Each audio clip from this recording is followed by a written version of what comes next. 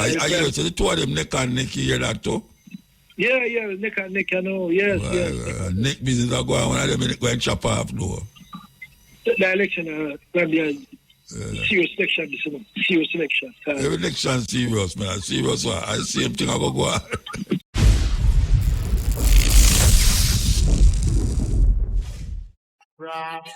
This is the Cutting Edge and RFM. They are with you next Wednesday.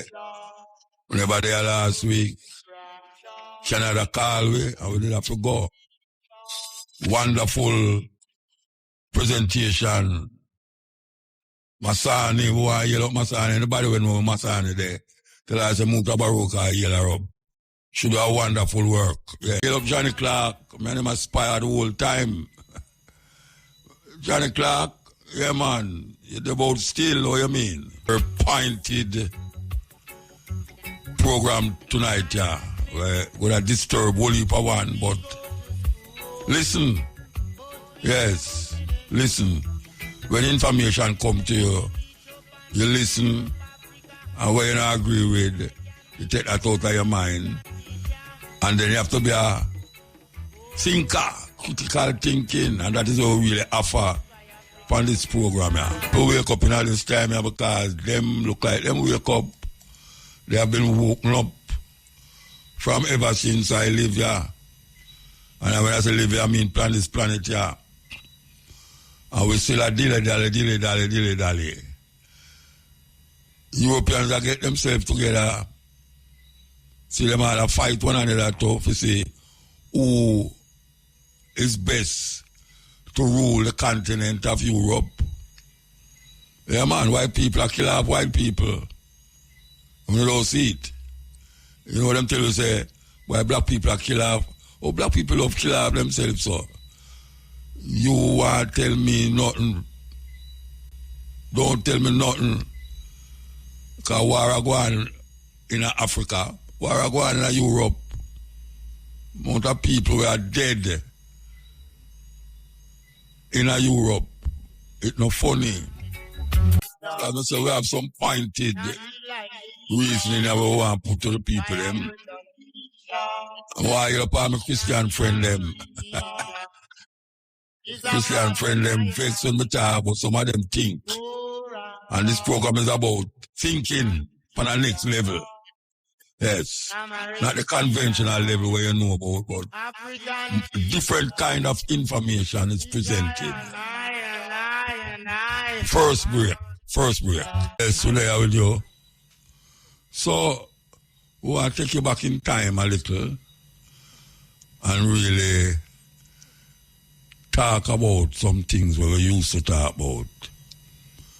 I remember in the year 2000, close after the beginning of the millennium, closing at one, we created a lecture up at the university.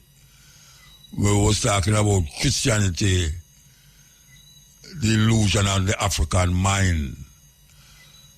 And it the video too, I think, what them call it, CPTC did there, and them shoot it. The place was packed out. You have enough scholars of Bible from the seminary. I remember Chisholm did there, big Chisholm. Whole heap of ones. And I call in Lakim Simaj and Ibo Cooper for talk. Now, I got Canada and some people remind me about enough things what I say. And them never hear me mention them things again. I say, well, give thanks that you remember it still. So maybe you should have go tell some people. I want to play this. And then I start to talk about what I want to talk about because it really boils down to my Christian friend them. And the one of them who cuss me all the while and tell them, they say, no, listen to me. Because me are this and because me are that. And yet still, when we go up at the seminary, because them invite me up there, me hear them and say, but it's the same thing we learn in the seminary, same thing. Me never go to seminary. No, me never go there. Me read the Bible, me read other books, I read history book, and I critically come out with certain perspective where most one of the feel say, boy, we must go to some university or not. All right, we want to play this. Hey folks, welcome to another edition of Questions Protestants Can't Answer. Today's question is, who wrote the Gospel of Mark? And how do you know? I'm John Martinoni, president and founder of the Bible Christian Society, and today's question is focused on the idea of sola scriptura, which is Latin for the Bible alone, or the Bible only, which is one of the fundamental pillars of most of Protestantism, that we can know all we need to know about our Christian faith and about Christian morals by simply picking up the Bible and reading. So this question, who wrote the book of Mark, is a very important question, because what it does is, if all I need to know about Christianity I get from the Bible, if the Bible is my sole authority in matters of faith and morals, which it is for most Protestants, how can they answer that question? Because nowhere in the Bible does it tell us who wrote the book of Mark. This thing right here at the beginning of the Gospel of Mark in Scripture that says the Gospel according to Mark, that's not inspired Scripture. That's put in there by the publisher of the Bible. We don't have any originals from Mark that say, I, Mark, wrote this gospel, or that say the Gospel according to Mark. So again, if you go by the Bible alone, how do you know that Mark wrote Mark? That somebody named Mark even wrote Mark? And how do you know that that Mark was inspired? Where in the Bible does it tell you who wrote the Gospel of Mark so that you may trust that it is inspired Scripture? Because if you don't know who wrote it, how can you know it's inspired Scripture? This is very, very important. So as Catholics, we need to ask everyone who believes in the Bible alone as their sole rule of faith, who wrote Mark? And if they say Mark, the secretary of Peter and companion of Paul, the next question is, how do you know? Because I read Mark and there's nothing here that says, I, Mark, companion of Peter and Paul, wrote this gospel. Nothing in Luke that tells me, nothing in Paul's letters that tells me who wrote the Gospel of Mark. So what authority are you relying on? It's not the Scriptures to know who wrote Mark. So again, the question is, who wrote the Gospel of Mark, and how do you know?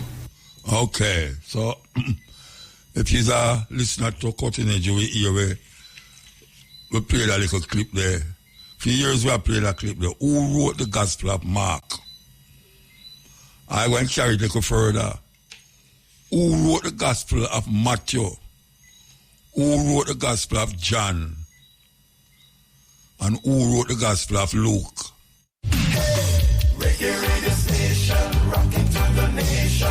The time on IRI FM is... Time is 12 minutes to 11. Who wrote these Gospels? Matthew, Mark, Luke, and John.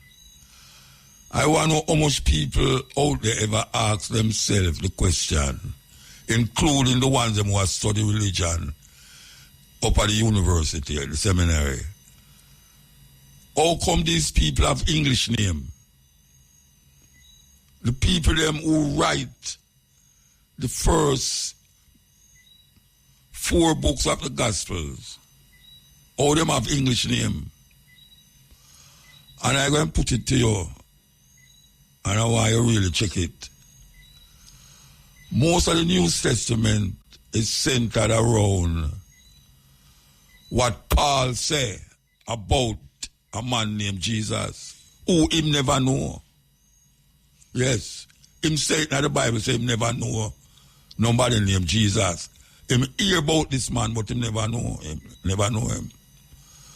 So all what Paul write about is what him believe in as a man who has searched for a spiritual awakening. But it is written in letters to different white people in Europe and around the area where they're there. The Ephesians, the Galatians, the Corinthians, the Romans. All of these people, Paul sent a letter to them talking about this man and where him believing as it relates to this, the man where him called Jesus. But him never know nobody named Jesus. He never hear about this man. And furthermore, a whole heap of ones don't know, and including people who is aggressively, fundamentally into the Bible, is that Paul's Gospels was written before Matthew, Mark, Luke, and John. I'll say that again, you know. Paul's Gospels was written before Matthew, Mark, Luke, and John. It would appear that it's Matthew, Mark, Luke, and John, then the Gospels of Paul. But it's not so. Because we still don't know who wrote the Gospel of Mark, as you hear the man say. Who wrote the Gospel of John? When I was a child, I hear say, Matthew was one of the followers of Jesus. No go so. No go so. All of what we are read is men idea of what them think of a man who them call Jesus. And the man who them think pan never named Jesus either. Or we get pure English. What is the translation of Matthew, Mark, Luke, and John, and Paul? Who gave us these writings and stamp it and say, this is the living testament of a man named Jesus, when none of the man them who write about him did know him. None of the man them who write about him never know him. And the man who people turn to for them inspiration as it relates to Jesus Christ, him worse never know him. And if you don't believe me, go read it. How him know the thinking where him have come from, him a travel and him get licked by I don't know if it's a spirit or a light. And him hear the voice that says, stop persecute my people. Because him supposed to be a Roman citizen. Paul was a Roman citizen. And Rome was a prevailing government of the time around Jerusalem. And also it was a prevailing talk at the time about this man named Jesus. Well, remember named Jesus? Yeshua. We know in understanding and just going through certain lecturers and books and everything there, that none of these people who write about a man named Jesus never know him, never see him walk out on a coffin, never see him raise nobody from the dead, and never see him go up on a cross. None of them who write about it. Ask your intellectual pastor or bishop, because some of them maybe don't even know to, but through them I use a doctrine to control us, control we. Them continue saying it. And you know, if you keep saying the same thing all the while, a whole heap of people going to start believe it. And it's going to start become true. You keep repeating the light become true.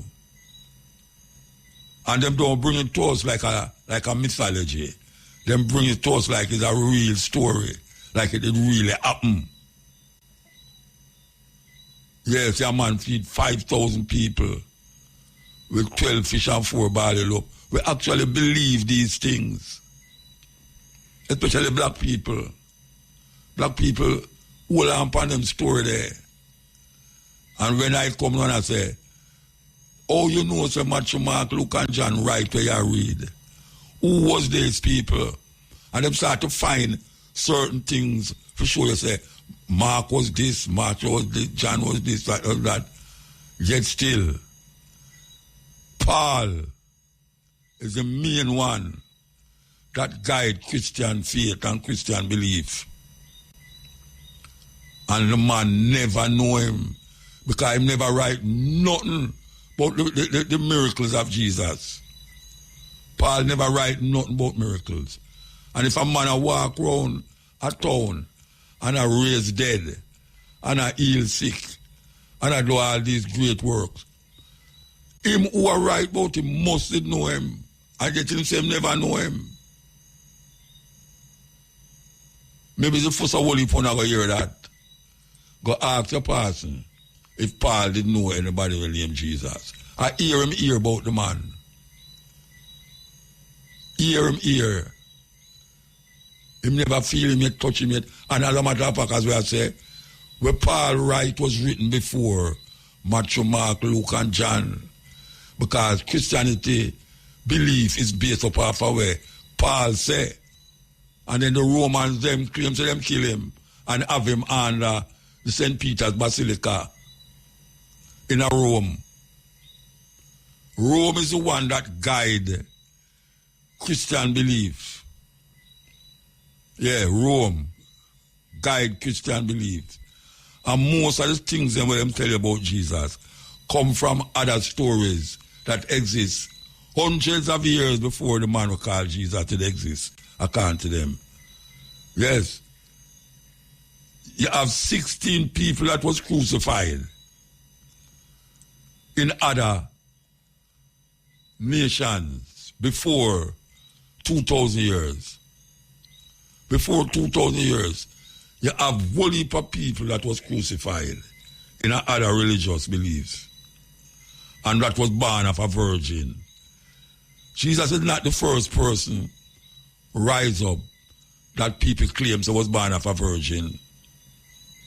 Jesus was not the first person rise up that them say was crucified. Jesus was not the first person who them say was born on the 25th. As a matter of fact, anytime people talk about the 25th, them turn mostly to the Roman concept of the solstice. But them still give it. And it's scary to death, almost. For really decide, say, not no go so. It's man, mind, man spirituality awaken himself. And him write down where he must say, like how Paul write to the Galatians, to the this and as a matter of fact, Paul contradict a whole heap of them first four writers then of the Bible. Paul, Matthew, Mark, Luke, and John. Paul contradict them, and Paul is the one now that talk about where the Jews them did about circumcision. Him say, sir, he not believe in a circumcision where a man cut off leisure man penis and him something there. Yet still, a whole heap of nations, including Africa, did a circumcise them picnic. Paul said there's neither male nor female, Jews nor Gentile, because I want to bring round people. The people them who did give credence to what we call Judaism did talk about circumcision and did talk about not eat certain things. Paul said not what you eat that defile you and all these things. So I tell you, say, the so-called, as a matter of fact, I them call it Old Testament and there's something named the New Testament. You know, sister, something funny. Something will last for thousands of years come. And them call it the Torah. The book we call it Torah. And then some people come after now and call something, the next book, the New Testament. Because now I must say, well, in the Old Testament is old. So don't go after that. Go after the New Testament. And this New Testament was given by Matthew, Mark, Luke, John, and Paul. All of these men, if them was alive, if them did really exist, Because we don't know who write Mark. Mark are the first gospel. Out of the four, Mark are the first gospel was written. And I tell you this thing that if you don't pass is well knowledgeable, if you did go to one of the seminary them, or if you go to Bible school, like me know Chisholm and Ian Bowen and them man, they used to challenge me and all them really. If you have people like them that were still a look on church, since the church, go ask them if we Muta say, him just attack out time brains like Chima Madman and Chima Rasta. This is have nothing to do with Rasta, because you have some Rasta who believe it too.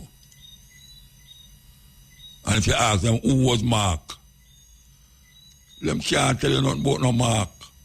How come all of them people they have English name? Them supposed to have Jewish name.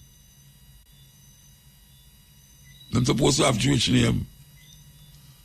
Paul was a Jew, but he become a Roman citizen and start persecute the Jews them.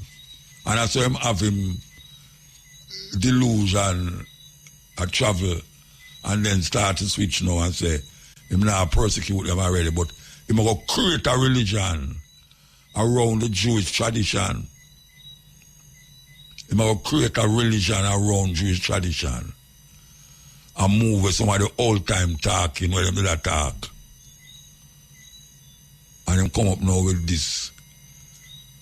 Yet they have so-called Christianity that exists before Matthew, Mark, Luke, and John. Yeah. You have Christianity that exists before Matthew, Luke, and John. Christianity there in Egypt. Christ is not Jesus' last name. Christ is not Jesus' last name. Christ means the anointed. And even David was seen as the anointed. But we have it mixed up. Black people have it mixed up. Because we choose not to investigate. We just take it as how them give it. And then wrap it around my brain. And then put a guilt thing power. And then the whole of we walk around and a ball out. But Jesus will come back for it. Jesus save his soul. The blood of Jesus and all these things. That will have nothing to do with me. It will have nothing to do with me. When a man guilty and him find guilty matter, then oh, you think if you do something wrong in this society, you can go to court and quote the Bible. They might tell you, no, the Bible don't have nothing to do with what we are doing in this church, in this place here. You see, you can't go turn to them and say you're not guilty because you're a Christian. And the law trump, when I say the law, no, the law of the land trump the law of Christianity as it relates to what is wrong and what is right in the system. What do I mean by that? If you do something wrong in the system, you can't go to the courthouse and claim not guilty because the Bible say. And the Bible said, no, the judge will sit down up there so and he might try you.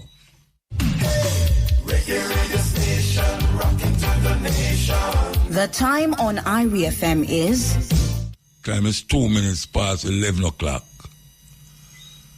You can't go in a court with the Bible to justify what you do. Can't do that.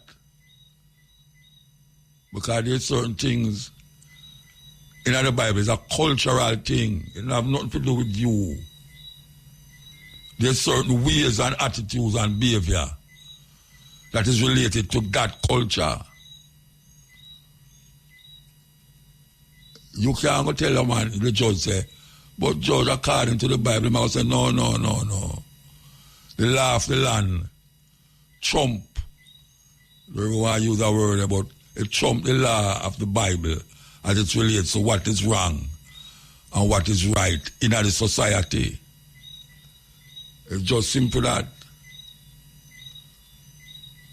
But we as black people, we don't go further than where them tell you in a church.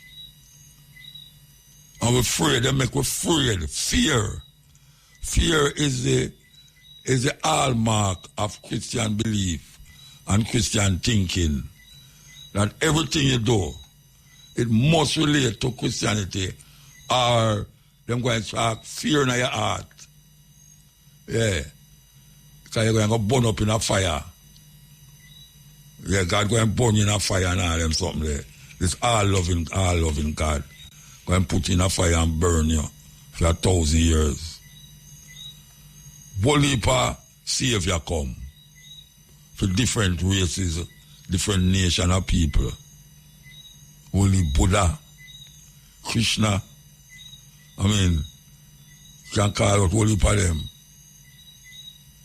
Jesus is just one of them where people conjure up in their mind and put it over there in the Roman Empire.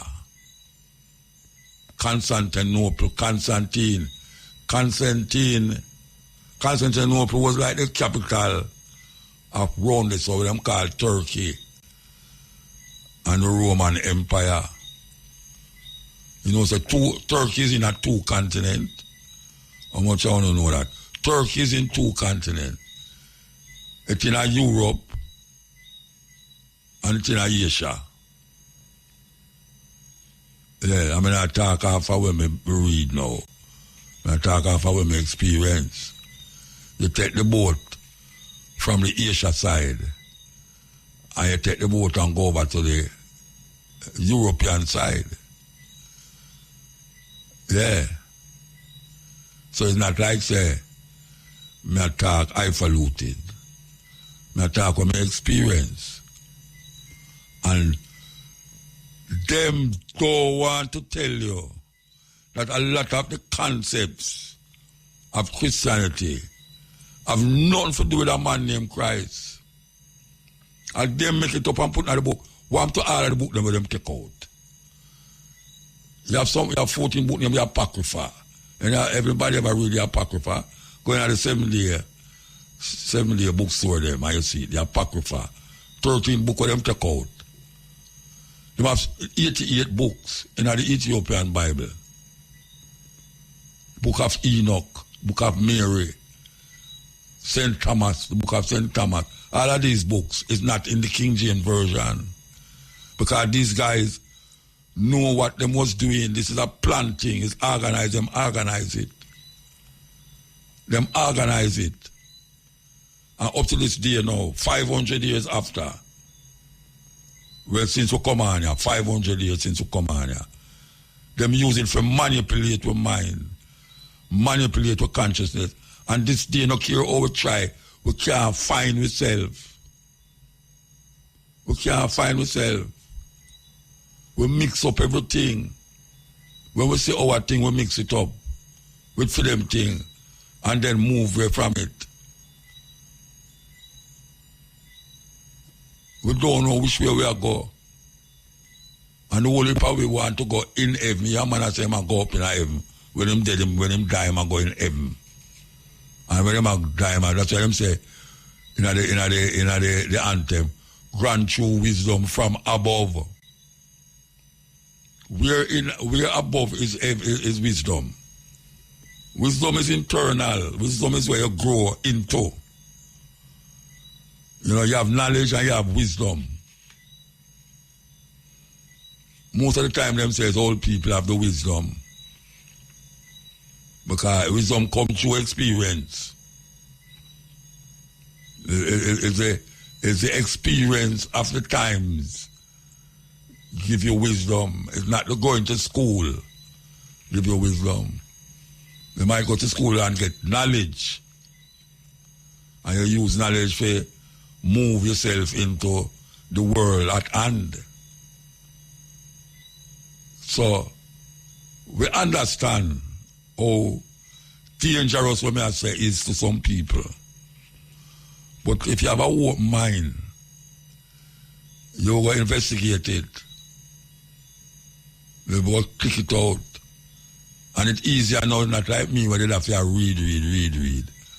And then after I done read, I go experience certain things out there.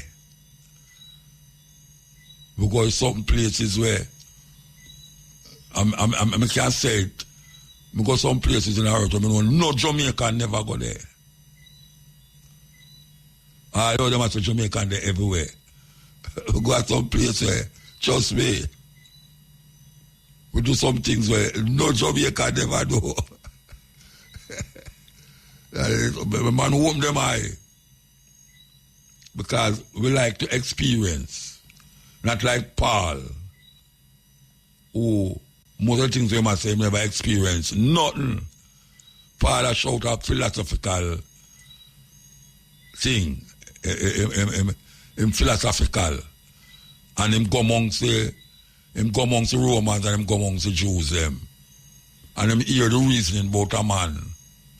Yeshua. Him hear the reasoning. And according to what him say, him get a awakening, a rude awakening, and develop a philosophy around the awakening where him get. Bright light shining in him face. And then him go back and get converted. Him get converted.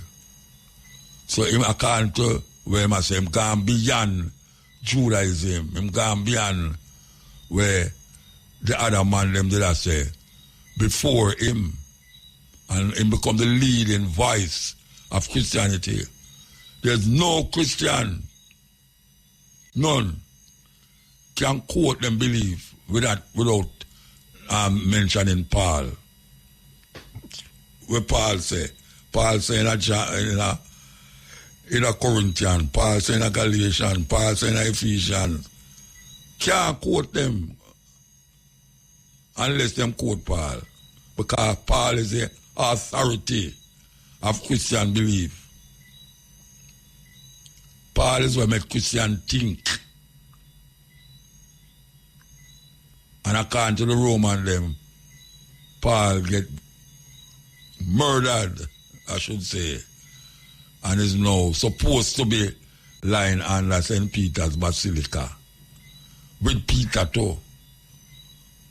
Because them say Peter was one of the devoted followers of Jesus. And him take out himself to chop up the man he is. A bad man.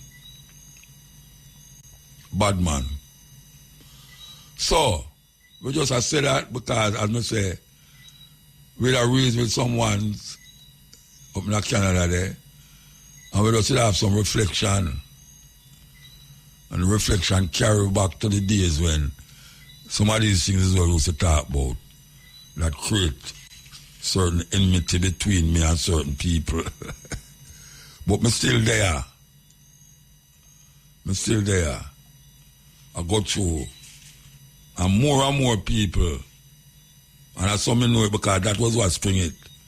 Because the one the moment I talk to them say, and me them here with it.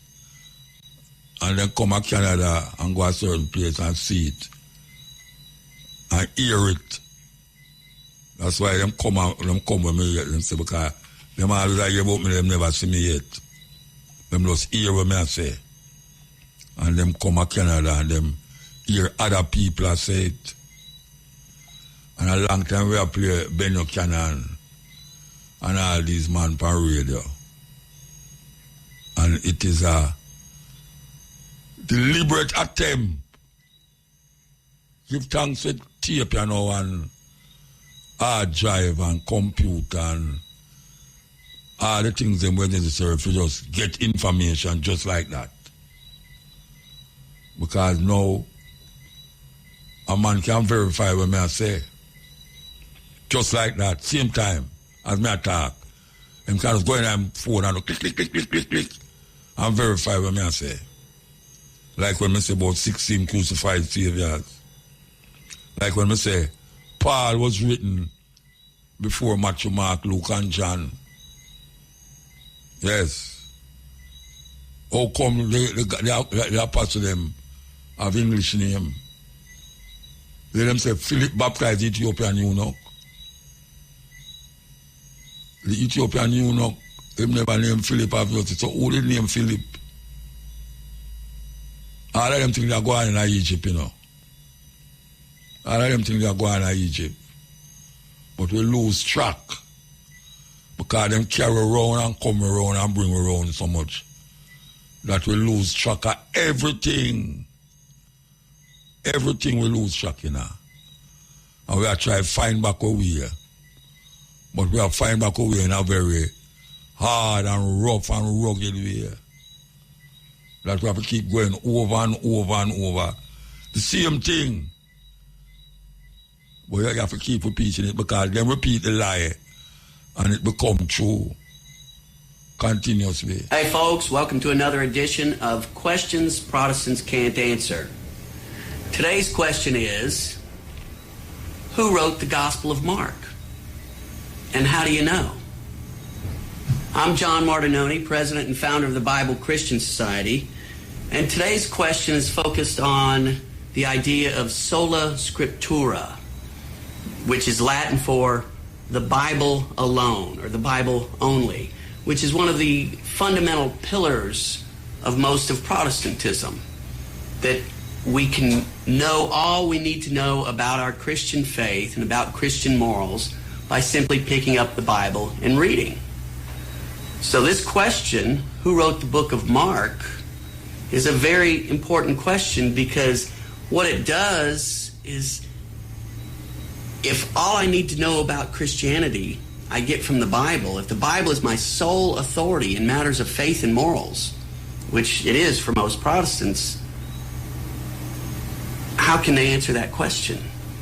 Because nowhere in the Bible does it tell us who wrote the book of Mark.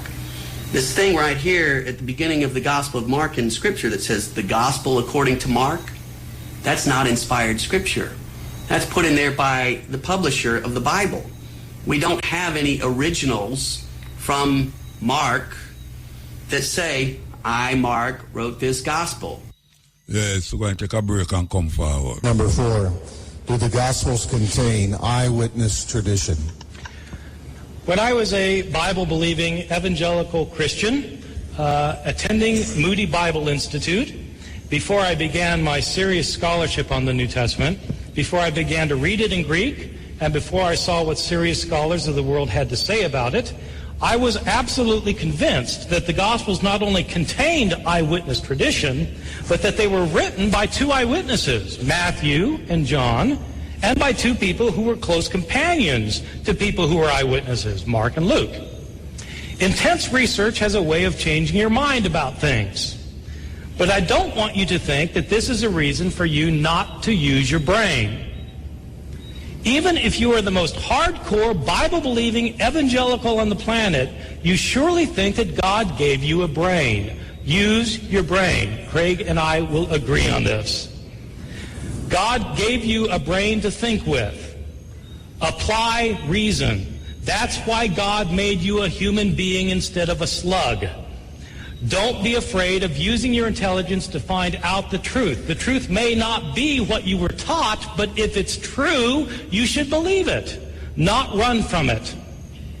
As I studied more and more using my intelligence as an evangelical, but also praying about it, I became convinced that the New Testament Gospels were not written by eyewitnesses or by people who knew eyewitnesses. The first point to make is the rather obvious one that the Gospels don't claim to be written by eyewitnesses. They are all anonymous. The titles in your Gospels, the Gospel according to Matthew and so forth, were added by later editors. They were not put there by the original authors. Second point, none of the Gospels claims to be written by the person whose name it bears. They don't claim to be written by eyewitnesses, and they don't claim to be written by people named Matthew, Mark, Luke, and John. Those are later traditions that were added to the Gospels. These traditions do not start appearing for about 100 years. Some people think that there is an early church father named Papias who attests to the witness of Mark and Matthew, but in fact there are very solid reasons for thinking that Papias, who lived around the year 120 to 140, is not referring to our Mark or our Matthew. The first time anybody refers to Matthew, Mark, Luke, and John by name is Irenaeus in the year 180, 100 years after these books were written. My understanding of the Gospels, as they've come down to us, is that they were anonymous, and we don't know their names, and they're not built on eyewitness testimony. But the important point that I want to make is that even if the Gospels were written by eyewitnesses, or even if they did contain eyewitness accounts, that would not guarantee that they were accurate. Think about our legal system today. Are eyewitnesses always accurate in what they report? If so, why do we have trials that call in testimony more than one eyewitness? If eyewitnesses were always 100% accurate in what they report, we wouldn't need law courts. If we wanted to know what happened, we would simply ask somebody. Eyewitnesses do not always get all the information right. But even if they did, it wouldn't matter because the Gospels of the New Testament don't claim to be written by eyewitnesses, and in fact they were not written by eyewitnesses. The Gospel writers were living 40 to 50 to 60 years after Jesus died. They wrote the Gospels in Greek. Jesus' language was Aramaic. These Gospel writers were living in a different country. Decades later, where did they get their information from? They were not the followers of Jesus. They don't claim to be followers of Jesus, the disciples. They're written by later people, decades later, in a different language. Where did they get their information from? They heard stories about Jesus that had been in circulation year after year after year, decade after decade, down to the time that the gospel writers living in a different country, speaking a different language, heard the stories. What happens to oral stories when they are transmitted orally? They change. The gospel writers have discrepancies among themselves because the stories that were told and retold were changed over time, and the gospel writers themselves sometimes changed the stories. That's why there are discrepancies. That's why scholars might be able to tell you generally what Jesus was about. They can list 8 things that Jesus did, but they can't tell you the details and agree. Why can't scholars agree? Because there are so many discrepancies that the Gospels are not reliable. Balancing the truth. Man called Maccabee, I have a dream. Religion that we are dealing with tonight. And an old priest said, "Speak to us of religion." And he said, "Have I spoken this day of aught else? Is not religion all deeds and all reflection? And that which is neither deed nor reflection, but a wonder and a surprise ever springing in the soul, even while the hands hew the stone or tend the loom. Who can separate his faith from his actions or his belief from his occupations? Who can spread his hours before him, saying, this for God and this for myself, this for my soul and this other for my body? He who wears his morality, but as his best garment were better naked. The wind and the sun will tear no holes in his skin. Your daily life is your temple and your religion. Whenever you enter into it, take with you your all. And if you would know God, be not therefore a solver of riddles. Rather look about you and you shall see him playing with your children. And look into space and you shall see him walking in the cloud, outstretching his arms in the lightning and descending in rain. And you shall see him smiling in flowers, then rising and waving his hands in trees. Yes. Man called, well, Khalil Gibran words. Khalil Gibran, the religion, what was the book name? The Prophet.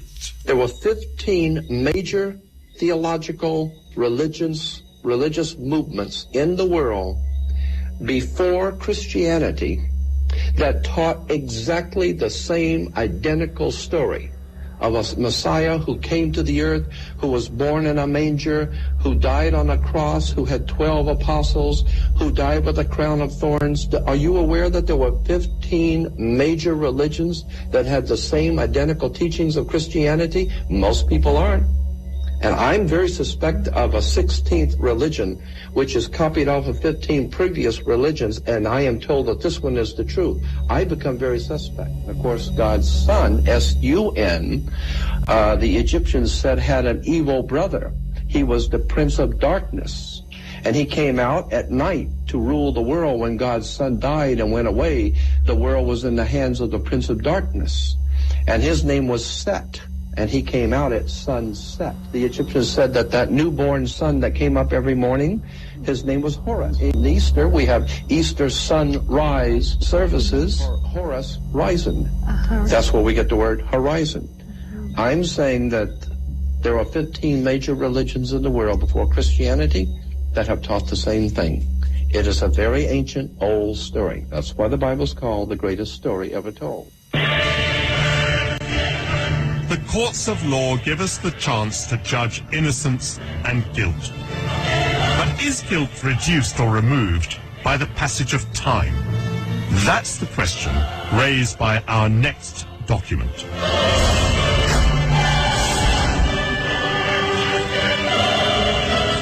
For more than 300 years, European merchants forced Africans onto slave ships and transported them across the Atlantic Ocean. And Britain played a huge part in this human trade. British ships carried around 3 million slaves to America and the Caribbean, where they worked on plantations, helping to build the wealth of the City of London. The trade made many organizations rich, and I've discovered in the archives that that includes a very surprising name. God Almighty has set before me the abolition of the slave trade. So wrote the great reformer William Wilberforce. And yet, during the 18th century, there were slaves in the Caribbean who bore branded on their chests the word society. This 1817 register of slaves in Barbados reveals that society means the honourable and reverent society for the propagation of the gospel in foreign parts, the missionary arm of the Church of England. And here is that society listed as owning some 400 slaves.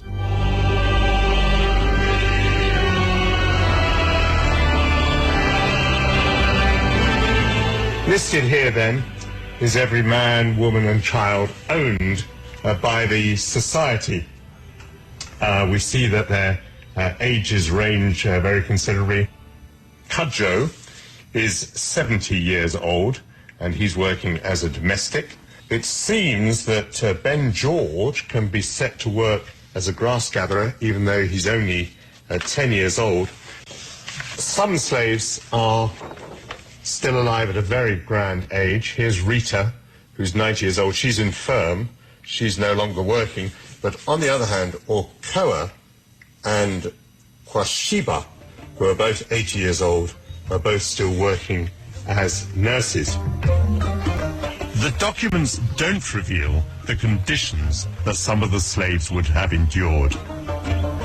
12-hour working days in intense heat, punishments such as the lash or being put in leg irons. For the slave owners, like the church, it was the profit of the plantation that mattered. These pages bear the musty smell of their 200 years. And all right, we're going to take a break from this and come back after the 12 o'clock signal. Brothers and sisters, this is Chad. John. Blessed. Yes. Blessed man. Yes, Motor. Yeah, my brethren finally get from me the other day out of that we sent talk to that. Out of where? I always tell you about my brethren are 7 years young man party. We sent get from me for the first time out of Jocks the other day in time they have their birthday thing, yeah. Yeah. And get to exchange a few words with you. Yeah, man, give thanks. Yeah. And I called last week, gradually there on a place. So, I'm never there. Yeah, I realize that. So I had upon, I would have things they have to talk about, but one thing me have to say right now, most Jamaicans are asleep because there's this little thing going around about how much the country has developed. But one thing most of them who talk about the country has developed is that them not realize that we are taxed to the bone already. And this government is borrowing money as an alarm. Okay, one thing they must realize is that not what the Chinese put up, no money no come here. Because the Chinese, them do the work. So then carry labor and material is sourced and payment is made. So that means that money they not touch here. Chinese work at a work on most of the site. So most Jamaicans don't get a touch. A 3.8 billion them invest in Jamaica already, you know, that's a US dollar.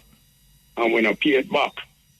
But we are happy. No, we never get things sweet, you know, them because we can't pay back for the highway there, you know. Yo, we know that. So a thing them get like land. See them build up things out of Miami Bay there. Yes, them build where I go that the new Chinatown in Jamaica, because every country have a Chinatown these days. And what happens is that Jamaicans don't realize we have to pay that back, right? And how them are planning to raise the toll.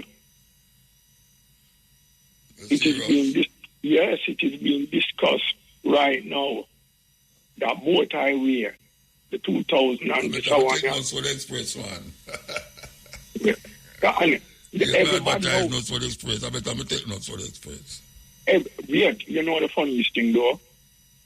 They are not maintaining the regular road. Oh, it's supposed to be maintained. The road that we are paying $5 a litre for gas stop. Diablo there? Mount Rasa? Yes, Mount Rasa. It won't fix. Come on. It always won't fix it. I'm going to drive up there again, you know, from highway, I'm going to drive up there. Yeah, whoa. But listen to me. That's what I'm saying. If you're not, look, the money what you get charged nowadays is more than the gas so you're bound to go around the road, you know, on the highway, you know. And if the wear and tear on your car, you don't have road surface to drive on, that make it double jeopardy, right? That's so now. Yet still you are charged at the pump $5 per litre for gas tax to have better road surface, and that the money that disappear like poof. Then the money is not being spent on the country. So all of them people that are about everything around better, them not realize that we're coming like United States right now, $37 trillion in debt. So we are built with debt. In this lifetime, we can't pay it because we are already taxed to the bone. The only thing what we don't get taxed on in this country right now is accident. Yeah, the breeze will blow. If you walk across here the street, everything what you do nowadays, motor, you're taxing in this country. And most Jamaicans don't realize it. Yeah. You can't buy food. Right now you're so taxed that if you're going to a supermarket for $50,000, all what you usually buy one long time ago, say buy of a family, you can't afford it anymore. And there are certain things that you have to live until next 2 weeks when you get paid, you buy those. And people don't understand the crucialness of this economy. And when time, they won't really realize what going on. Is when time the next budget read, they more realize how desperate this country is. Me hear some finance guy talk about Jamaicans right now. You know we're coming at the ACXC exam just gone about a loss, you know. 82% fail, you know. No, man, I know that them say, man. Okay, go on. Them say 82% are the ones them pass English. And we have the highest rate in the Caribbean because the average is supposed to be 80. And the youth them get 82 in Jamaica. And it's not the traditional school them neither. Wait. 82% pass English. Motor. Mm.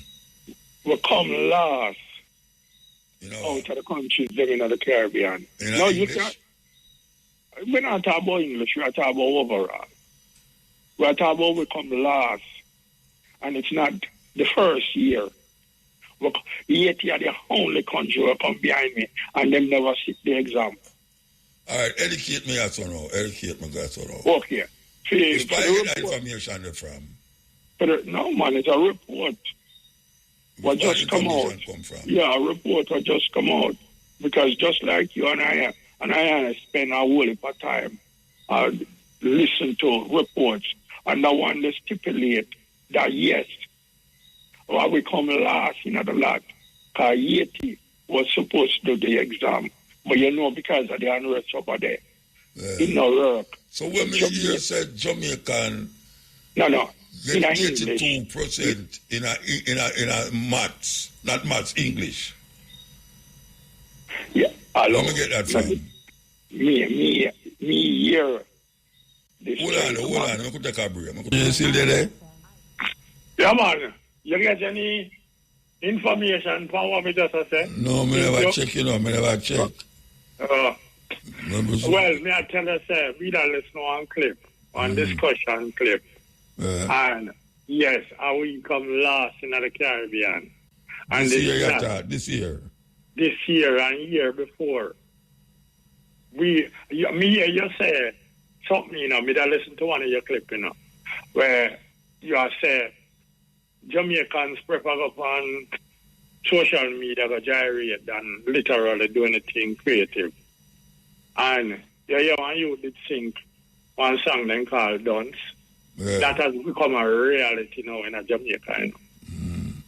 It is a reality. You about the school the other day where them, I don't know whether somewhere there, and the man them literally tell us the people them feel so miserably that the government actually intervenes. The kids now go literally go over in the next classes unless them can pass them reading test, them this test, them that test, them now go literally go. Because kids are left school dumber nowadays than when they enter, And that is not something where me ask you about. That is something where me know. Me work with kids for 20-odd years. And let me tell you, some of my time out, when time I question them, I wonder, although me the brain rush in a school, me still could remember the Santa and I Pinta, the criminal Columbus, 1492, saying come on New World, 1494, saying end up at Jamaica and all of them crap there. 16. Yeah, I could remember everything at my age. Yet till you them when just come out of class with my ask them a question and let me tell you, forget it. Them know in this world when it comes to education. And this is what is happening right now in a modern Jamaica. Most people don't look at what is going on. Them just run with the crowd. Then I realize how broke we are right now, Here's some financial people are talking about Jamaica.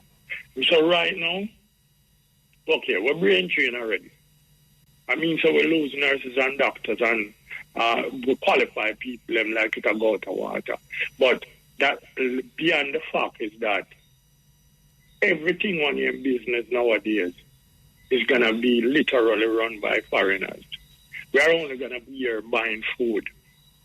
And the most we can do is sell on the street. Because most of the business that is owned by Jamaican nowadays, Jamaicans stop support them. Them prefer the Chinese. But support the Chinese them. I never see a bunch of self-hating people in the world like my countrymen them. Them not respect nothing what them call nationality. So Mr. China the man for them, man. Them not care motor. And the next thing what them worship is the Almighty dollar and the United States. Because even though them put on must $250 US and the wow, a new thing just hit. I don't know if you get it. But the man must say if you're coming out the United States and you're literally put on $40. No, how much? 15,000? Yeah, as bond. As bond, 15,000 US as bond. Come on. Most people forget about US and start investing in them country. But not tell Jamaican that tomorrow morning if they give you a visa, everybody run Ghana embassy. I don't know what going on in my country. And the political party, them just have the people them brain rush. And my brethren, them call him Bro God and him so feel good about him name. Him feel good about that. Him still name Bro God? That, not that. A long time I don't hear them call him so. Yeah, wow, no, every day I miss that. Me on TikTok and them place there. Okay. And me get, you remember the first time you talk about them bus there? Yes, the bus them are in traffic with the door on the other side, not only the back. Them pass my way, man. Yes, them wreck traffic. And imagine, we are charged $1.1 million, $1.1 billion over the reality cost of the bus. Nearly $1.1 billion. How much bus? 114 buses or somewhere there. And the cost of them is so expensive that we have been overcharged. So there's going to be an investigation in why these buses advertise at a cheaper rate. And we, Jamaica, one of the poorest regions in the Caribbean, end up paying $1.4 billion for 214 buses. This is a rip-off. And you have people out there a jump for joy and real. That's the bigger picture. That we have been technically led astray and rob all of these monies coming out of taxpayer money. And them don't see it. Me have a brethren right now in a motor when me hang out in business place some days, And when me look and see people who come in, they come shopping, and me see how them shopping, me realize how broke people is, man. Me realize how broke we are, And most Jamaicans don't realize it. When Nigel Clark left Jamaica, me see our brethren right, why we never asked him to stay since he was such a great, what you call a financial leader in the... Yeah, man, and I'm a big, you know, the things the way I get for go do that, motor. Let me give you a little lowdown. This is a worldwide knowledge which IMF has not helped no country in the world to recover under well. Even after you pay them, you have to go back to them immediately. So, during Nigel Clark period of time, all them do is tax we, the points, plus the period they might come up with, all those are in benefit of the IMF. They literally destroy we totally. We are being taxed for everything in the world just to pay back that. And that is why them say Nigel Clark is that good. And when now them take him, say IMF is one of the most destructive organizations on the face of the earth. And when them take up one of our fellow Jamaican, you can know say he wasn't working with us. He was working against us. Nobody listen to what them say up there from mainstream media. No got so. We are in debt up to our neck. We are drowning in a debt right now. We are broke. Everything in this country is imported nowadays, Mota. Everything is imported. Everything is imported. We are... tell them say the economy better than last year. Come on. Listen to me now, man. You know one of the things where a lot of people don't talk about. When me hear Roger Clark read the financial, when we did hear him do it before him announced him retirement, send it or resign, I look at myself and say, the man talk about unemployment job. The one thing the government don't really tell people, that Jamaica, like Nigeria, is a scamming country. And we make millions of dollars from scamming. But nobody mentioned that. A lot of people out there right now, when you see a drive vehicle, don't know where the money comes from. It just come. They don't work for it. So they might tell you how time better nowadays than back in those days. No go so. No go so. It's all we have to move now, though. Yes. We have to move. Well, next time I hear you. Yeah, man. Give thanks. But you have to check out the piece of educational excerpt where I talk about. Because that's very important. Because we're really backward there now. Yeah. All right. We have to move. Yeah. All right. So, regarding the call what we have just before the break, we have a call on, but the caller who called you before the break, and him did talk about the CXC subject, C6 results in Jamaica, so I can verify what he must say in terms of that he must say that Jamaica come last amongst the country them and thing. But the Ministry of Education put out some results on Friday where them say overall in terms of numbers of students who pass like 5 subjects or more is a 19.2%. Low. No, meaning say 19.2% of the amount of students who pass 5 subjects or more. Yeah. But for maths and English specifically, for maths, them say 85% of all of the students who take the... not math. English. English. 85% of all of the students who take the English pass. What does that mean to say? Yes, and 44% of the students who take maths pass. Yeah. Which them says an improvement upon last year. Because last year, it was 76% of students who take the English pass and 39% of the students who take maths pass. And then regionally, they must say that is ahead of the region because the region, meaning the Caribbean, is 80% while we have 85%. And in terms of maths for the region is 39% while we have 44%. So, as I say, I can't verify what I say because these results are sure that we ahead of the region. Well, that many year, Yes. English. Yes. So, we just want to clarify it so that it not go out there as to where I say that it goes up. Give thanks. Man. Yes, Carla. Yes, Muta. Yes. How you doing, man? Man. Cool, man, Dingo. Yes, Muta. Notting Hill Gate Carnival again this coming Sunday and Monday, the 24th and 25th. And it generates over 400 million pounds a year to the British economy. Oh, yeah?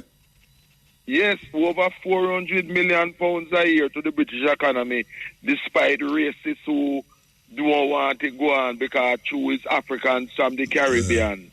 So what would they pan it this year? What would they pan it this year? You don't really have no names as such this year. You know what I mean? Yeah. It's just the So, but may I play upon it Sunday by Talbot Road, you know, in Ladbroke Grove and then we are there. And so despite the racists not wanting it to go on, despite the fact that it generates over 400 million pounds every year to the British economy. Yes. You know what I mean? Man. Yes, for real. And Keir Starmer, again, under pressure by people because he's more concerned with what is going on in Ukraine than what is going on in Britain. England. He can find money to send for Ukraine, but not money for people in Britain. You know what I mean? He don't have no money for people in Britain, but he can always find billions to send to people in Ukraine. You know what I mean? That type of situation. And so overall, in Britain, what do people must say about that between Russia and Ukraine? What do they say about it?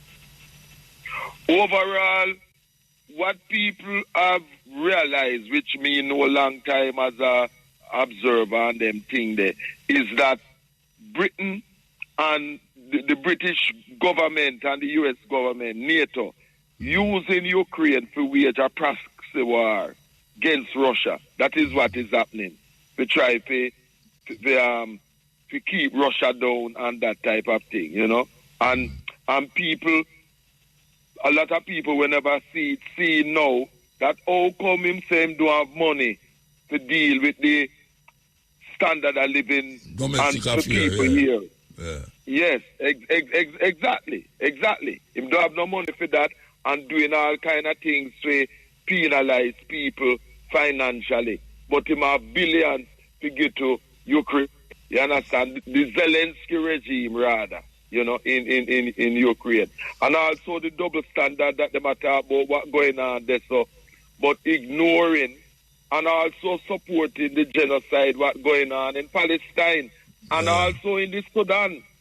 Yeah. In the Sudan and in the Congo, where Arab Muslim racists them murder our people in the Sudan. You know what I mean? That type of situation. Because we have African people have to deal with that. And Jamaicans are very concerned and are hoping that the election coming up for the 3rd of September, nomination day was Monday, will not descend into violence of the past and things.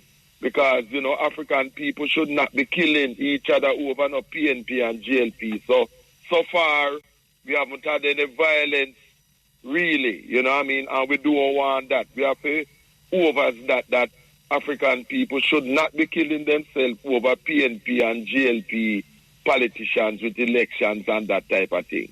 Because people very concerned about that because we know where it go on from in the 60s with the gun coming through to 80 and things. Yes. Let me ask you about England, you know. Yeah. All right. The festival, them are going still. I don't see in Europe, them are going. No, man. The festival go on, man. The Reggae Land Festival. Yeah. World record. I mean, record there is almost 100,000 people were at the Reggae Land Festival that took place in Milton Keynes. Who did they on that? Who did they on it? Israel Vibration, backed by Flabber Holt, Dwight Pinkney, and Steve Golden and others, which was good and which is where we want, where our reggae artists must be backed by our own Jamaican reggae artists instead of by some European artists. Also, and it was Chronix from Spanish Town who did very well. He was the headliner on the Sunday that I went. And him do tracks from his new album named Exile. On the Saturday, it was Capleton from Islington St. Mary who was the headliner, did very well. And you also had Marcia Griffiths who did very well. Ken Boone never on it too. Who? Ken Boone never on it. No, Ken Boone wasn't on it. No. Okay. Marcia Griffiths, Marcia Griffiths. And she delivered a wonderful performance, man. Marcia Griffiths, you know. The only thing is that the band was not a Jamaican band, like our Israel Vibration are Jamaicans who are mentioned, who back. So we need the reggae artists must get them things to stipulate that. Give them the back or come here, say they back. No. Oh, that must be in Europe. In Europe, yeah. And Tanya Stevens was on the bill with Marcia too. She traveled with Marcia and worked with Marcia, and she did well also. You know what I mean? You know. Spragga Benz performed also. You know. But I see one festival. I'm gonna festival in the key. Yes, but a festival, but that was the biggest one. In England. Yeah, and over the 2 days, it's about 100,000 people in all. Yeah. Like Wagatam. Yes. Like it was very, very good. You know what I mean? But what people saying too is that we have a lot of good reggae artists who not being hired for these reggae festivals in Western Europe, even though they are available. You know, people like and things. Like them just pick a few as a bait, but a lot more are there. And then a packet with for them Europeans who imitate reggae and things. But we have a lot of good reggae artists. Yeah, well, I feel festival.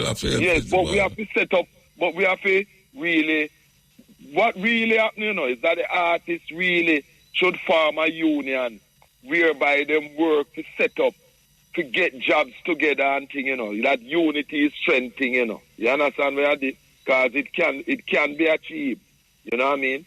But them have to relate with each other, you know what I mean? People like Leroy Sibbles, Light Parks, Cornell Campbell, and singers, you know, like Cynthia Richards and that type of thing. We have a lot.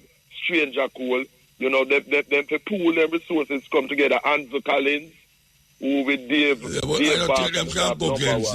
I don't think them can go like a festival like Ratatam.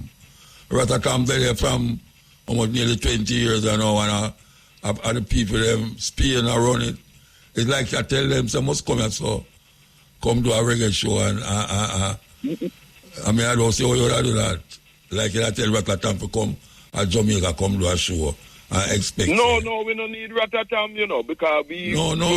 But that's it. In a Spain and in a Europe, you have said the Jamaican artists should have formed alliance with one another and keep festival in a Europe.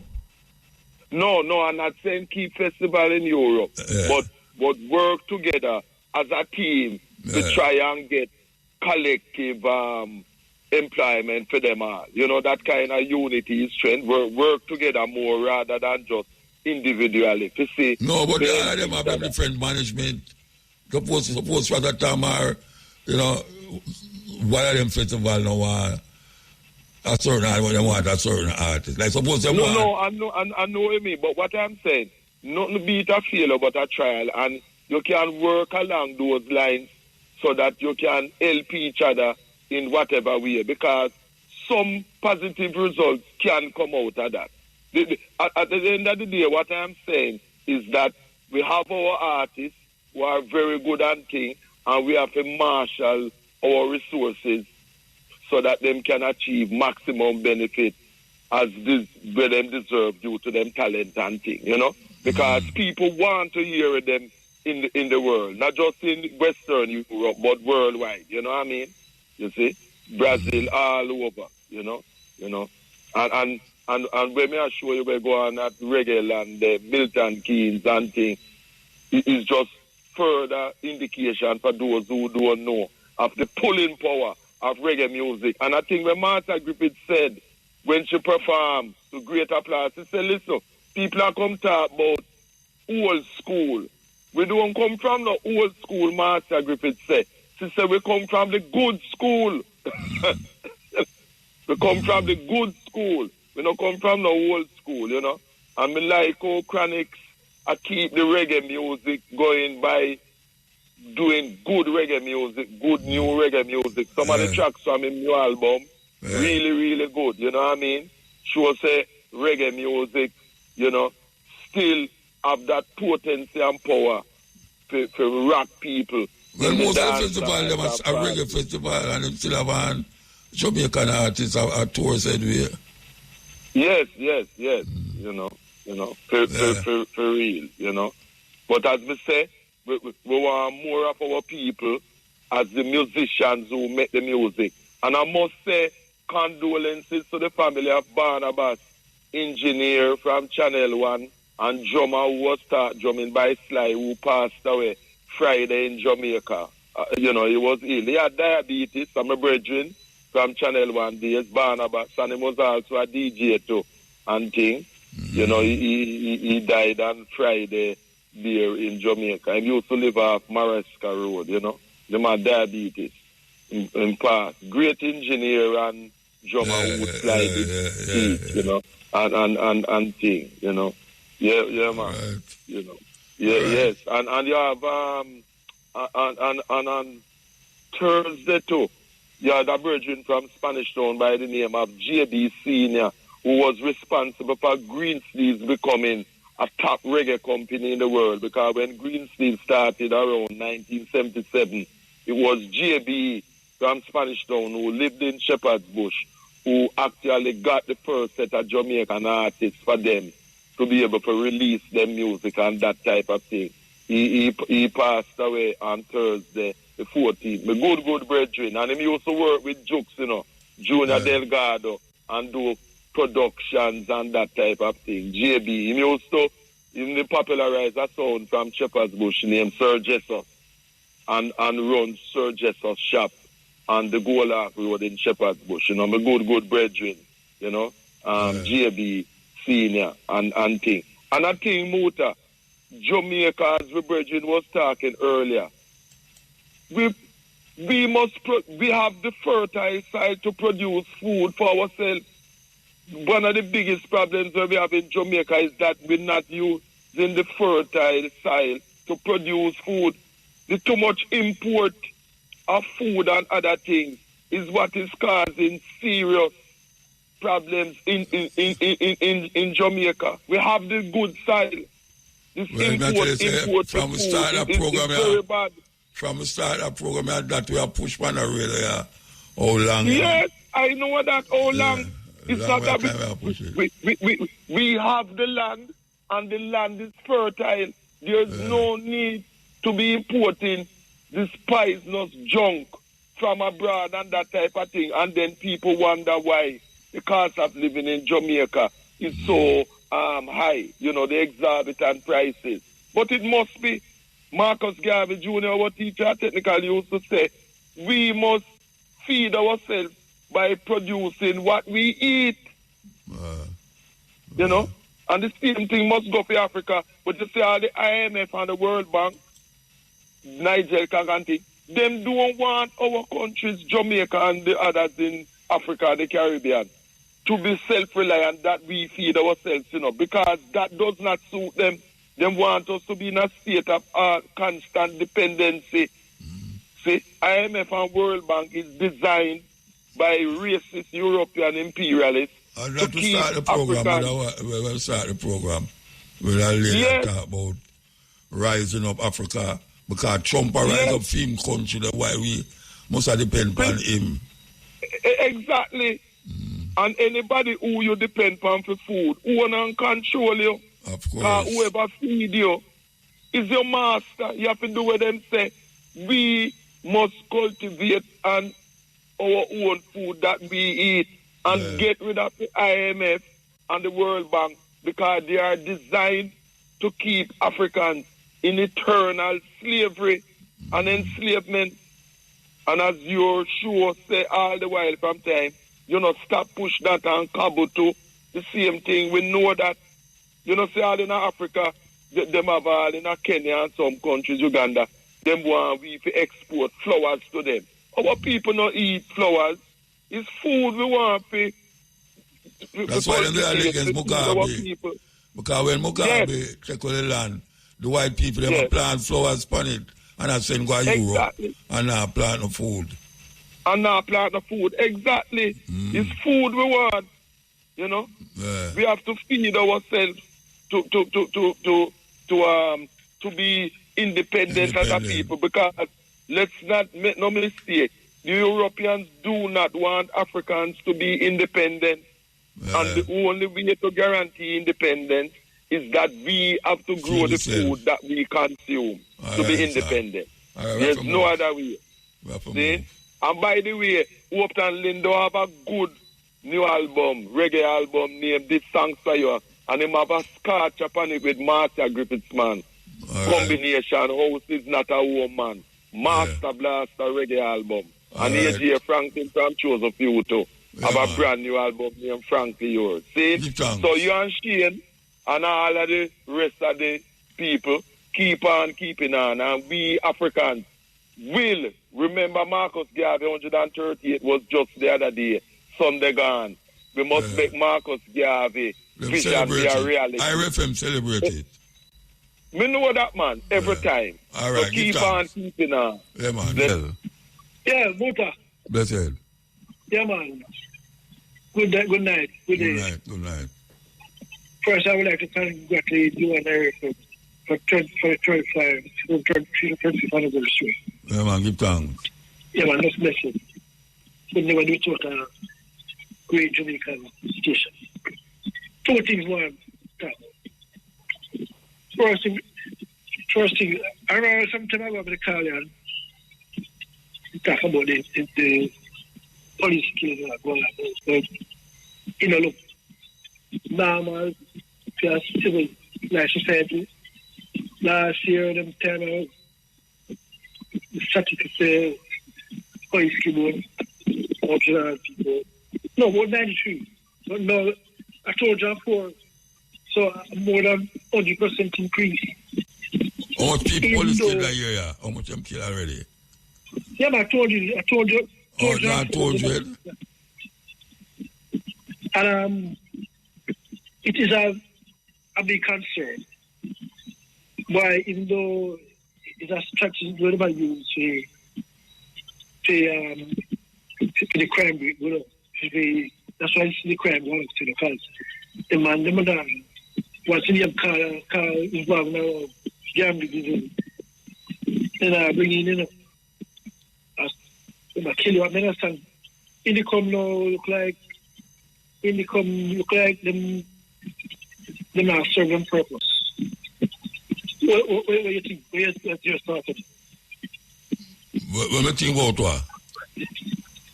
The increase, killing, they're not a kill. The people police are killing increase. It's all that way, man. Police are kill people more than how people are killing people. It's all that way. Yeah, it's like them and say them are try to kill off the people them quicker than all the criminals are kill off the people them. Them busy. Yeah? Them busy, man. You know how much thing them I do before September? Well, what about activity? I tell you. I will bury man a cut, man. Water, drainage, road a fix, this, that, hospital. Why them busy? I hear so the two of them neck and neck, you hear that too? Yeah, neck and neck, I know. Yes. Neck business are going on, one of them go and chop off now. The election, serious election, this one. Serious election. Every election serious, man. Serious one. I same thing I go on. I want a more serious one, because... Why serious? Tell me, what's serious about it? Because the PNP cannot afford to lose. Who? The People's National Party cannot afford to lose. But none of them can afford to lose. Why you say the PNP can't afford to lose? The JLP can afford to lose? Because, when we see it, them just have been by the party, you know. No, hold on. You said the PNP can't afford to lose. So can the JLP afford to lose? No, they cannot afford to lose. Then why you say like one can afford to lose, but the other can't afford to lose? No, man. Both of them. No, you say the PNP cannot afford to lose. Both of them. I mean, I hear nothing. I mean, I hear wrong thing. Well, both of them, because both of them are able to face some consequences. Yeah, but when I ask you, what is the difference between this election and the other one? Well, a lot of things at stake. Well, no, tell me how you are saying. Tell me what is at stake that never at stake before.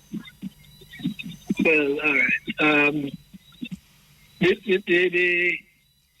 The people you try to find something out there, you know. Third term, no man, you know. The JLP never win 3 terms straight yet. They never won 3 terms straight. And the PNP have never lost election 3 terms straight. So that is why it's different from the other election. Yeah, man. A lot of things at stake. But I don't see that as nothing.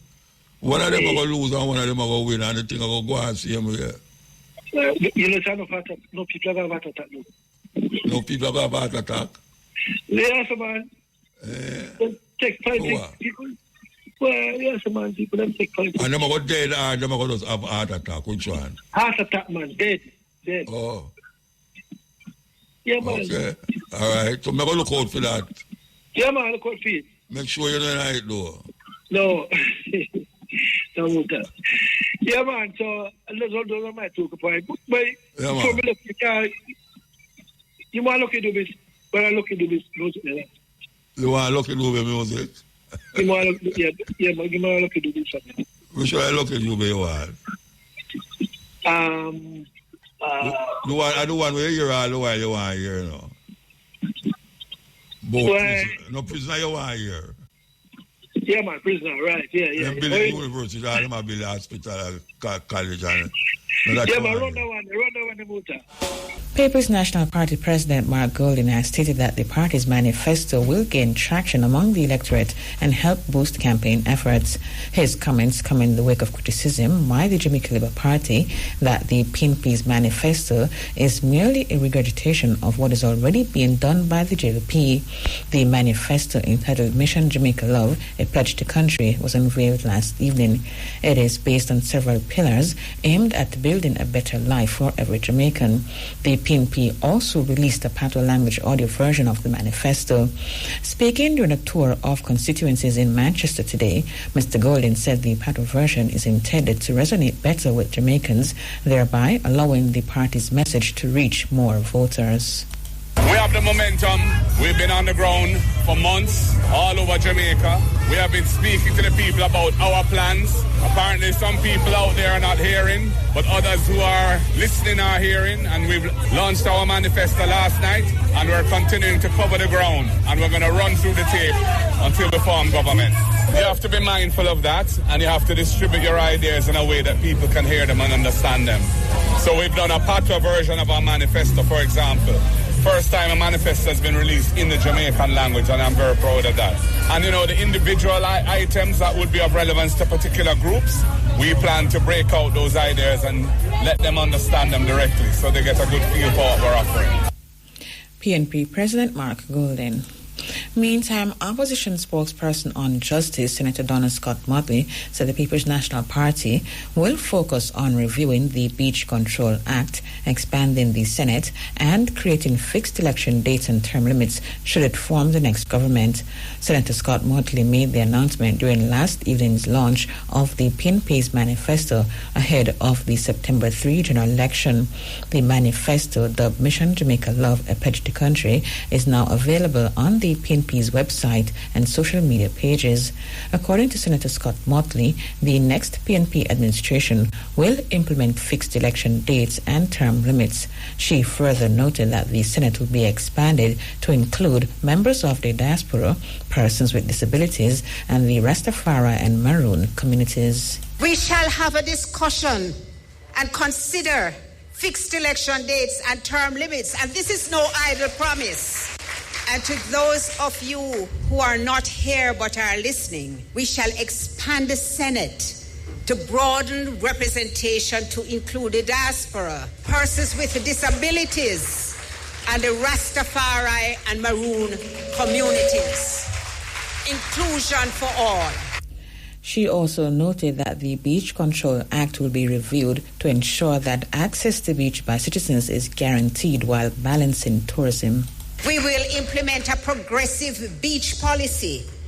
By reviewing the Beach Control Act, we will guarantee public access while balancing tourism and private use. Ms. Scott Motley reiterated that the next PNP administration will make Jamaica a republic with the president chosen by the people. We'll be hosting public forums for Jamaicans to debate and recommend constitutional reform so that when we provide you with a constitution, you will feel that it belongs to you. We will be implementing school and community outreach programs because that's where it all begins, with our children, as we build a new nation alongside them. Of course, we'll be launching broad public education and awareness campaigns, all aimed primarily at the outset with replacing the British monarch with a Jamaican president chosen by the people and accountable to the people. Opposition spokesperson on justice, Senator Donna Scott Motley. Jamaicans are being urged to consider performance and achievements instead of emotion and tradition when they decide on which political party should form the next government. Jamaica Labour Party leader, Prime Minister Dr. Andrew Holness, said while the phrase third term has been bandied about in recent weeks, he is not asking for a third term. He told party supporters that what he seeks from the electorate is a vote for a government that has performed. He made the comments in Devon, Manchester last evening amid intensified campaigning ahead of the September general election. I am not asking you to give me a third term. That's not what it is about. Asking for a third term is like saying, time come. What I'm asking you to do is vote for a government that has performed convincingly. What I'm asking you to do is to vote on evidence, not on emotion, illogic, and falsehood.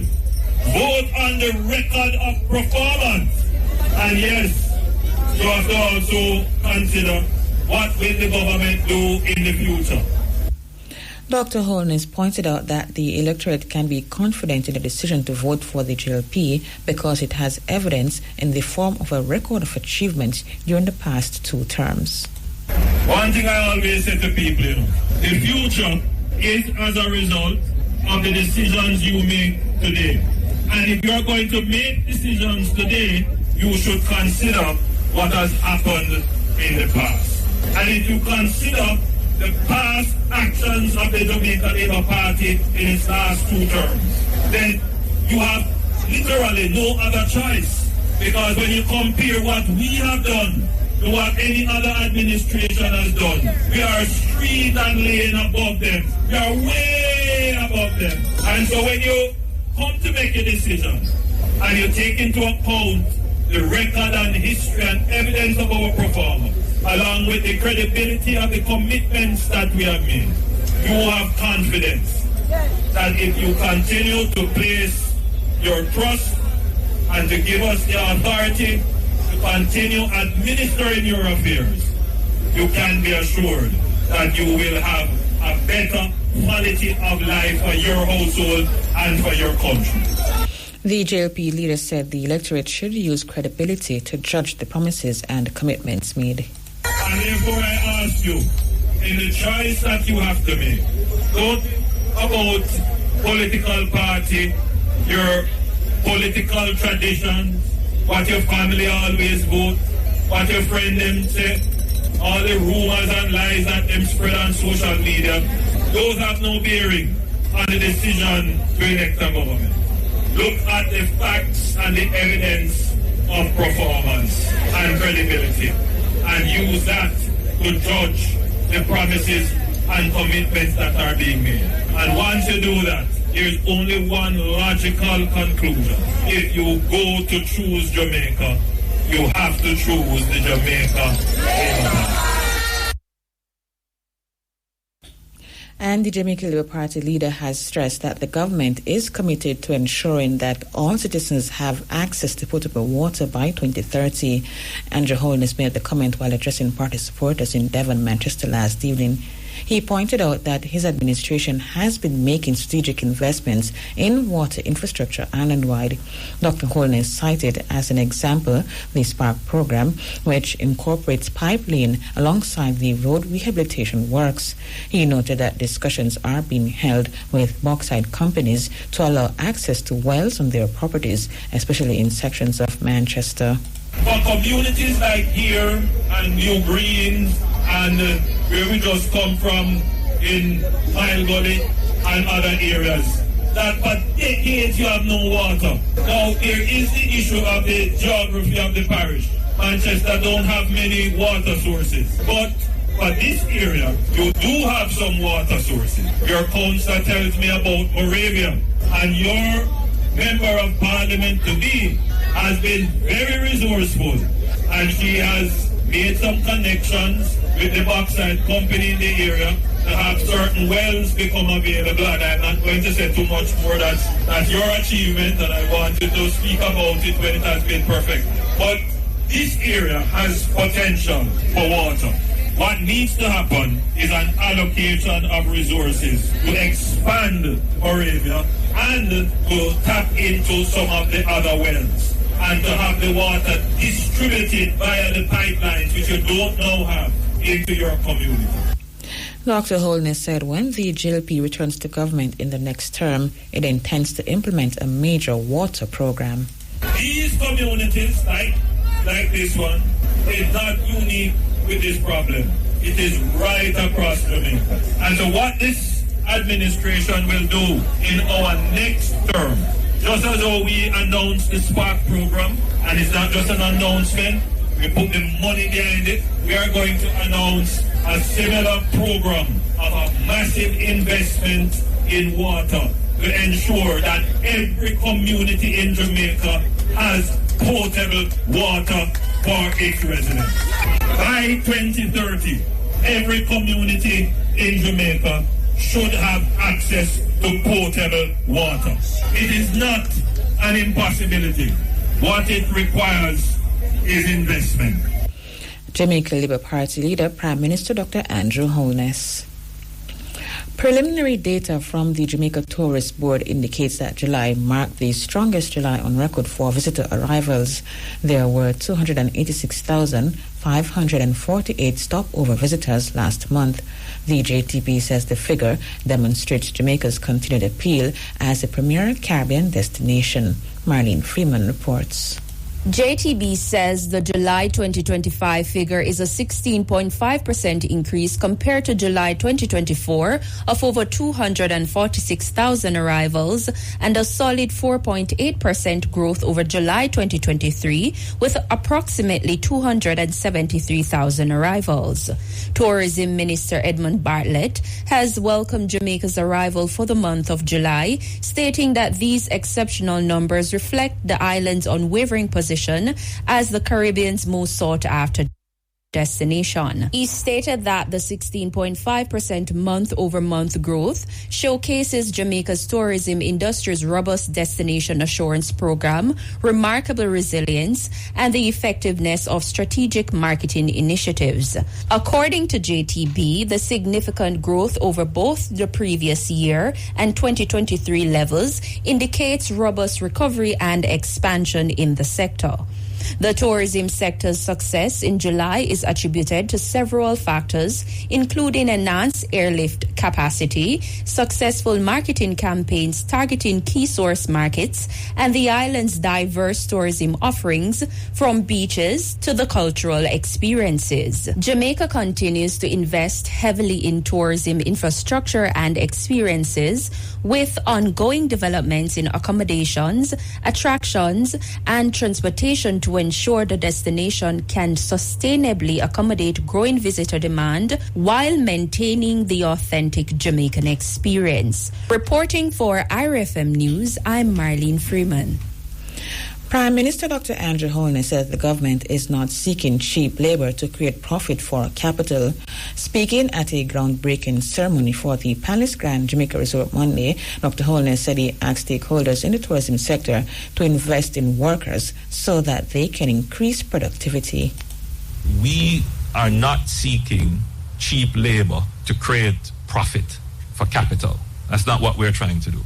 We believe that we can use our labor to create value for which both labor and capital benefits. If you do it any other way, that is to exploit labor to make profits, then you set the political context for a struggle for labor to get more, and then what that drives is inflation. And if you disconnect wage increases from productive value creation, you will get into an inflationary spiral. So the model that we want, and all the people who I speak to here who are in tourism, I've been very clear that they must invest in the workers so that they can increase their productivity, so that they can increase value, which can be fairly shared between workers and capital.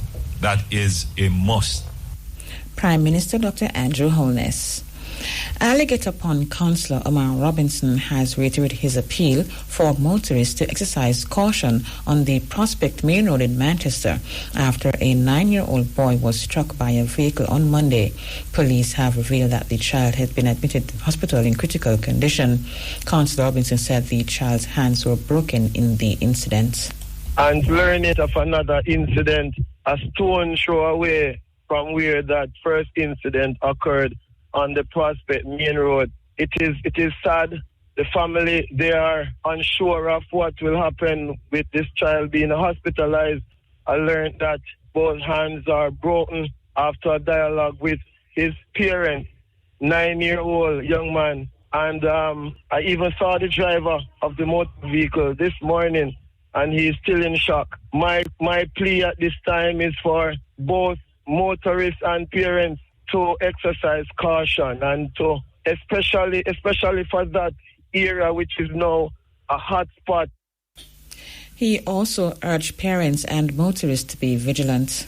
We learned of a speed limit that I'm still questioning at 80 kilo. Drivers, the area is a built-up area. It's an area that children traverse to and from districts by crossing the road. It's an area that you must realize that you're close to a school zone and the children are on holiday. So we are complicating the situation by not being vigilant. And all I want is for parents to be vigilant, and I want motorists to be vigilant at this time. I've been in dialogue with pastors in the area, and we will have a prayer vigil very soon just to take charge of that area and have it sanctified and have that area blessed, because I am not pleased right now with all of these incidents happening in less than a week. And I plead for the parents to be more vigilant. Make sure that you are supervising the children. Make sure that you know their whereabouts and warn them about the safety of using the street. Alligator Pond Councillor Omar Robinson. The Monday incident just comes week after another earlier this month, which was fatal. 12-year-old Malik Barnes died from injuries he received after being struck from his bicycle, also in Prospect, Manchester. The Island Traffic Authority is raising concern over a sharp rise in road fatalities, particularly among motorcyclists, as the death toll on the nation's roads continues to climb. So far this year, 241 people have died in road crashes. The authority says July recorded the highest number of road deaths since the start of 2025, with motorcyclists accounting for 30%, or 12 of the 40 fatalities recorded during the month. That number represents a 100% increase in motorcyclist deaths when compared to July 2024, which saw 6 such fatalities. The ITA is urging motorcyclists to wear protective gear and adhere to the speed limits. A St. Anne man was fatally shot during an alleged confrontation with lawmen on Milford Road in Ocherius today. The deceased is 30-year-old Shamani Betbeen of Content Gardens, Ocherius. The details have not been released, but police say the incident occurred about 7 a.m.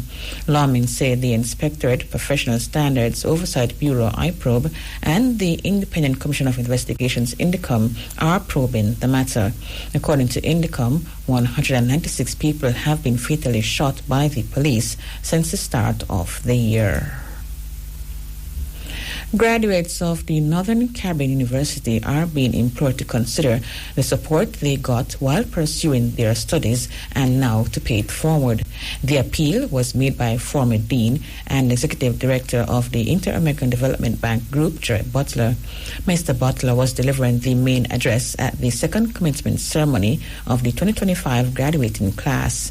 He reminded the graduates that it is a blessing to be recipients of a bachelor's degree. You have to realize that in my life, over 47 years of working, I have learned a powerful truth. And that powerful truth, you must remember this, is to whom much is given, much is expected. You are now among the proud few in Jamaica, and indeed the world, who have achieved the university baccalaureate degree. That is both a blessing and a privilege, but it also comes with responsibility. The U.S. President John F. Kennedy once said, ask not what your country can do for you, but what you can do for your country. I want to take that one step further, and in your case, I want you to ask what you can also do for this, your university, and for the Jamaican community, and indeed for the world. Mr. Butler urged the graduates to give back to the university. Give back to your university. Mentor those who come after you. Share your knowledge. Pay it forward and lift others as you climb. Always remember, always remember with sincere humility that the people you meet on the way up, you will surely meet them again on the way down. Remember the words of the great American poet laureate Maya Angelou. She said, people may not remember what you said. People may not even remember what you did. But people will always remember how you made them feel. Former Dean and Executive Director of the Inter-American Development Bank Group, Jerry Butler. And with that story, we have come to the end of the local news. You're listening